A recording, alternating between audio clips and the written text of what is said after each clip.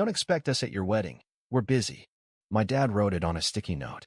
I tore it, then tore up their $5,200 rent deal, unlinked my account from their utilities, and transferred the title to their car to my name, just to donate it.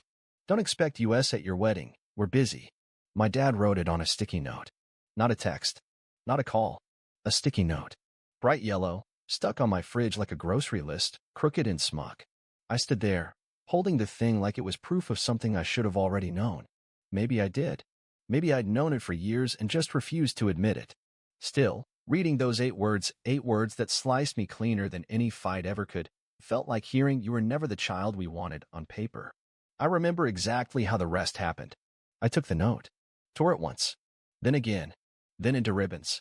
After that, I grabbed the folder with the $5,200 rent deal I'd negotiated for them, a deal that let them live in a 3-bedroom flat for half of what it was worth.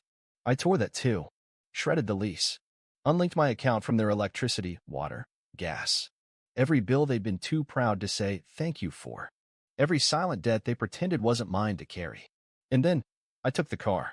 The 2016 Mazda CX-5 I bought for them 2 years ago to help them get around, registered under my name because their credit was garbage.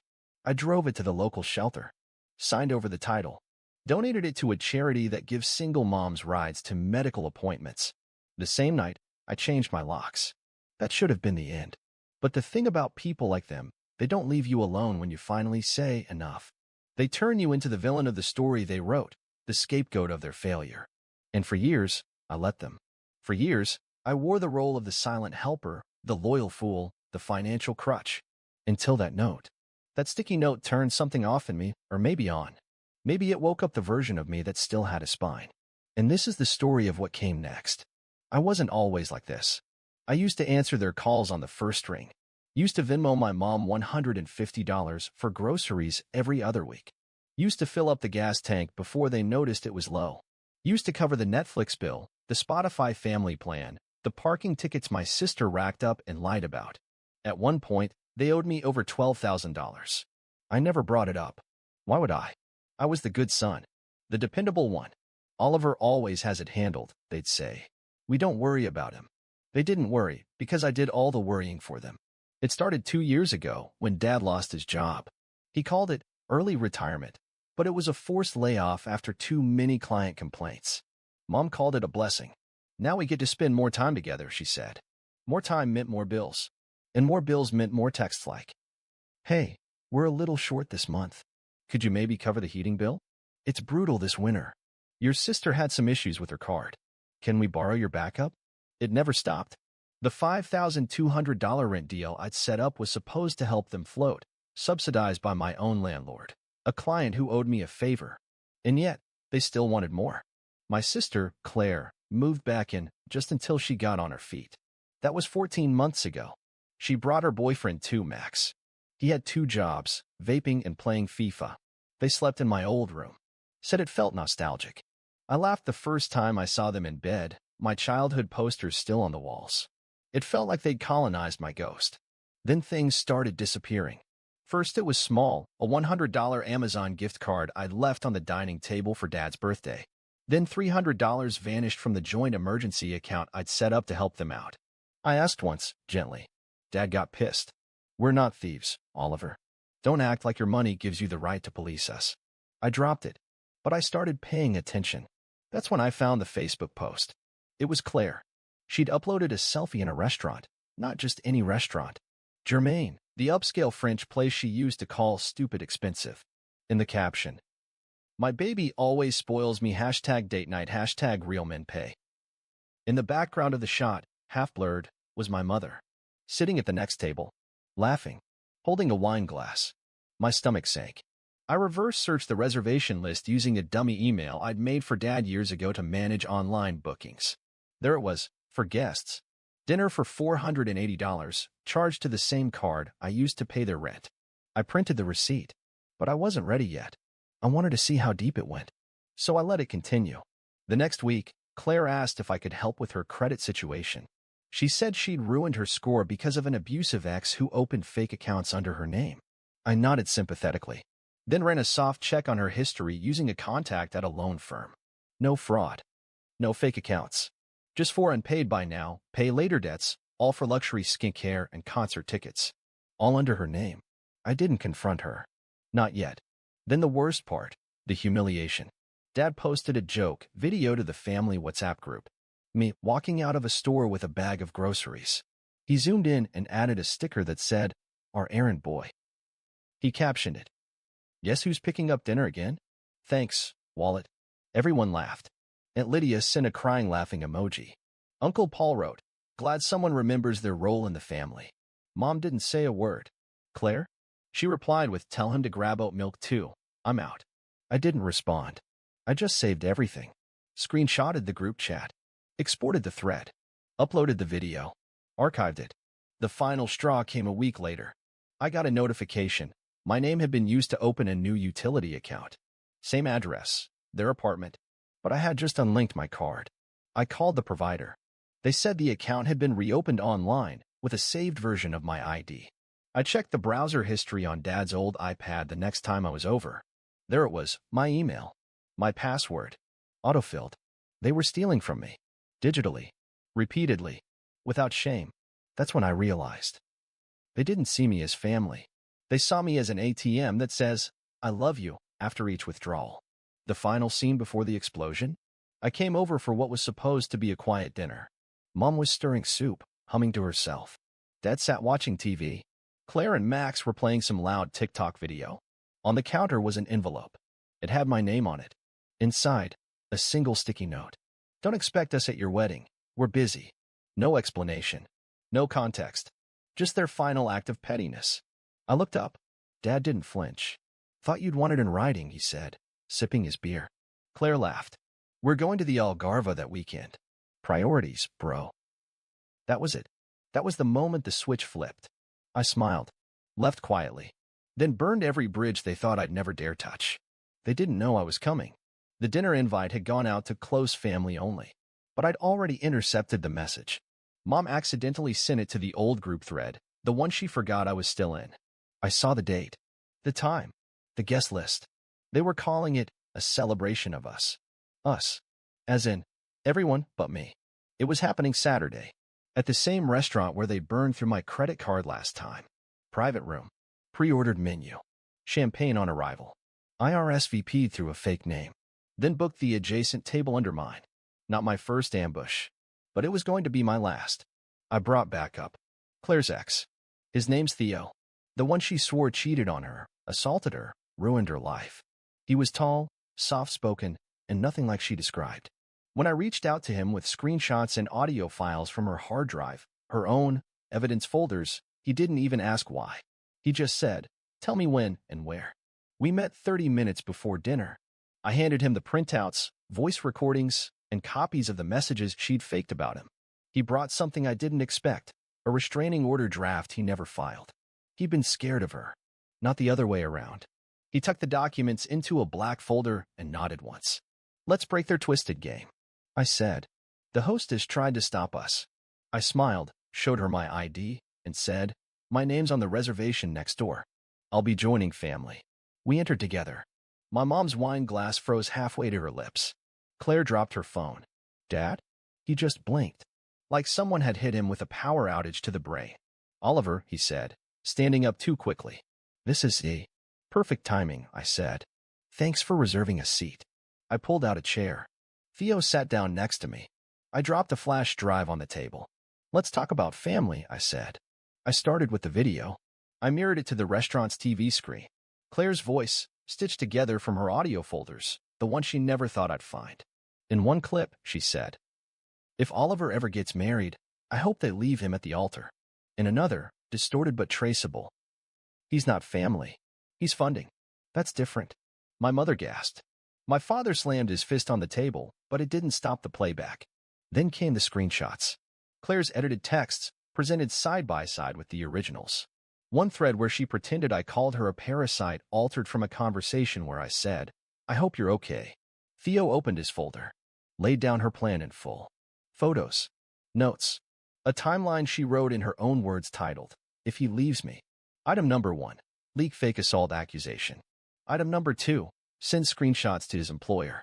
Item number 3. Destroy him with sympathy. My father stood up again. This is disgusting, he snapped. Where did you get this? I looked him dead in the eye. Your old laptop. The one you gave her. She never wiped the drive. He looked at Claire. She was pale. Frozen. I wasn't done. I'd like to introduce another guest, I said. From the entrance walked in Marta, the landlord whose name was on the $5,200 rent deal. She held a clipboard. She'd printed the account history and the forged lease renewal that Dad submitted last month, the one that still used my digital signature. I didn't sign this, I said. I revoked access weeks ago. She nodded. And yet someone printed it, scanned it, and backdated the file to make it look valid. My mom's wine glass slipped from her fingers and shattered on the floor. I looked at Dad. You forged my signature on a legal document. You owe us everything, he hissed. We gave you a life. I stood up slowly. No. You gave me debt. Silence. And the kind of damage you have to unlearn in therapy. Then I pulled out the final piece. The sticky note. I'd scanned it. Enlarged it. Printed it on a glossy card. Don't expect US at your wedding. We're busy. I held it up like a courtroom exhibit. This is how you RSVP'd. So let me return the favor. I dropped 3 envelopes on the table. Inside. Legal notice of utility disconnection. Car title transfer documents. The vehicle now listed under my name. A donation certificate made in their name. Their car, gifted to a shelter that helps abuse survivors. The room fell silent. Then Theo added, calmly. She framed me. Lied to all of you. And I'm filing a civil suit tomorrow. Claire finally screamed. I hate you, she shrieked at me. Dad lunged toward me. Marta stepped in front of him. You're lucky the lease fraud isn't being reported today, she said coldly. I turned to the staff. Apologies for the scene. We'll be leaving. But before I walked away, I leaned toward my father. Do me a favor, I said. Next time you write a note, don't stick it to my fridge. Stick it to your own mirror. The fallout was immediate. The night after the dinner, Claire's ex, Theo, posted a thread. Screenshots. Recordings. Dates. Everything she'd done to him. Everything she'd planned. Within an hour, it was trending in our city. By morning, it had reached her job. By noon, she didn't have one. That afternoon, I received a single message from her. You turned everything upside down. I didn't reply. I just forwarded it to Theo, who added it to his court folder. Dad went underground. His Facebook disappeared. His LinkedIn went dark. But not before I sent an anonymous tip, with documentation to his old employer about the forged lease. Marta followed through. Reported him for digital fraud. The police haven't pressed charges yet. But the investigation is open. Meanwhile, the utilities at their apartment? Disconnected. I waited exactly 72 hours after the confrontation to hit the kill switch. Electricity, off. Gas, off. Internet, off. The silence must have been deafening. They had 2 options. Find new housing. Or finally admit who kept the lights on for the last 5 years. They chose option 3, cry on Facebook. My mom's post read. Family should forgive, not destroy. You don't cut off the people who raised you just because of mistakes. The comments were mixed. Some relatives offered the usual pity. So sorry you're going through this. Others didn't. One cousin replied. Didn't you once say Oliver wasn't invited to Christmas because you didn't want to deal with his face? That comment got 340 likes. Another added. So forgiveness starts after the free rent ends? Got it. Mom deleted the post within an hour. Too late. I'd already screenshotted the whole thing and added it to my public archive. Yes, I went public. Created a full Google Drive folder. Named it. This is what family looks like. Inside. Video of Dad at the restaurant shouting at a woman half his age. Side-by-side screenshots of Claire's forged messages. The sticky note. Center frame. Proof of $27,000 in payments over 3 years. Audio of my dad saying, you owe us everything. I didn't scream. Didn't beg for sympathy. I let the facts bleed out slowly, neat, cold, undeniable. I posted the link on Reddit, then on Twitter, then anonymously submitted it to a local blog called Quiet Cutoffs, a community for people who go no contact with toxic families. It blew up. Within days, I was being asked to do podcast interviews. One YouTuber with 700K subscribers called it the most surgical family breakdown I've ever seen. I didn't speak publicly, not once. The story spoke for itself. My phone exploded with calls. Dad left a voicemail that started calm, then spiraled. You're turning people against us. You've destroyed your own name. No one's going to love a man who turns on his family. That one I saved. Labeled it, Final Threat. Claire sent 3 texts. You win. Good luck with your perfect little wedding. I'm going to sue you for defamation. She didn't. Why? Because 2 days after her threat, I posted something new.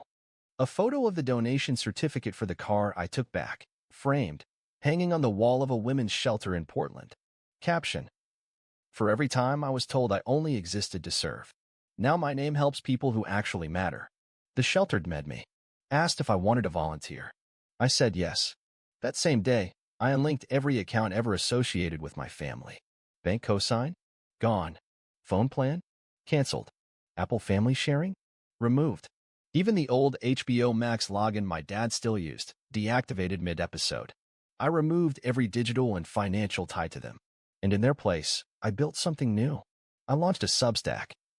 In case they ask why, stories of invisible children, silent scapegoats, and polite exit wounds. Within 2 weeks, 9,000 subscribers, 3 essay features, 1 syndication deal. The second post was called The Sticky Note That Started a Revolution. I opened with a single line. They said they were busy on my wedding day, so I got busy making sure they'd never attend anything else again. They never made it to the wedding. Of course, they tried. A week before the date, I got an envelope in the mail. No return address, but the handwriting was unmistakable, my mother's. Inside, a printed email thread, one between her and a local pastor she knew from when I was a kid. She was begging him to intervene, to help bring her son back to the fold. In her words, he's being brainwashed by internet strangers. He's lost. We just want to see our boy get married. There was no apology, no mention of what they'd done. Just this fantasy where I was the one who'd gone off script. The pastor never responded. I framed that letter, hung it in my new home office. Next to it, a plaque that reads, Busy. Forever. The wedding was simple. Just 42 guests. No drama. No blood relatives. My wife walked down the aisle in gold, not white, because we decided we weren't going to pretend this was some fairy tale. It was war-earned. And we dressed like survivors. When we said our vows, I didn't promise to love her forever. I promised to love her loudly. To never go silent the way I did with my family. To never ask her to shrink so I could grow. My best man was Theo, Claire's ex. Yeah, we became actual friends. He ended his speech with this. Some people are born into families. Others claw their way into one. I'd choose this one any day. The applause felt louder than it should have. Maybe because it was the first time I believed it. I got one final attempt from my father. 3 days after the wedding, I received a voicemail. No hello. No congrats. Just him, breathing heavily. Then, you're making a name for yourself now. But don't forget, your last name still comes from me. That was it. His version of a threat. As if legacy was a leash. I uploaded it to my Substack. Caption: When the man who abandoned you still thinks he owns your initials. That post went viral. People started tagging me in photos of torn-up sticky notes. One therapist printed the article and hung it in her office. I realized then I hadn't just survived them. I'd rewritten the ending. I never saw Claire again, but I did get a letter from her lawyer. She wanted the car back, the one I donated. Said it was emotionally distressing to lose something symbolic. I mailed back one thing. A USB drive. On it, the video of her laughing with Max in my childhood bedroom, saying, Oliver's basically my walking credit card. It's kind of cute. No reply after that. 6 months later, I opened a new business account. Not a tech startup. Not a podcast. A publishing imprint. Name: Sticky Note Press. Tagline: We print stories the family won't. First book? My own. Titled, Do Not Expect US at Your Wedding. We're Busy. Dedication page. To the version of me who stayed silent. He deserved better. The book hit number 3 on small nonfiction charts. I didn't do a book tour, but I did one interview, local radio. When they asked me, would you ever reconcile? I smiled and said, I did reconcile. With the truth. They were never my people. I changed my number the next day. No announcement. No text blast. Just silence. I stood at the post office, held the old SIM card over the trash, and let it fall. No one even knew it was gone. That's when it hit me. They weren't calling anymore. Not because they understood. Because they finally realized. I don't respond to ghosts. I live quietly now. New apartment. No shared mailboxes. No shared accounts. No shared pain. My wife and I keep Sunday mornings sacred. We drink strong coffee, sit on the balcony, and sometimes, when a sticky note flutters off a neighbor's fridge and lands on ours, we both laugh. Because now, when I see those yellow squares, I don't think of family. I think of fire. And how sometimes, it's not enough to cut the cord. You have to burn the script.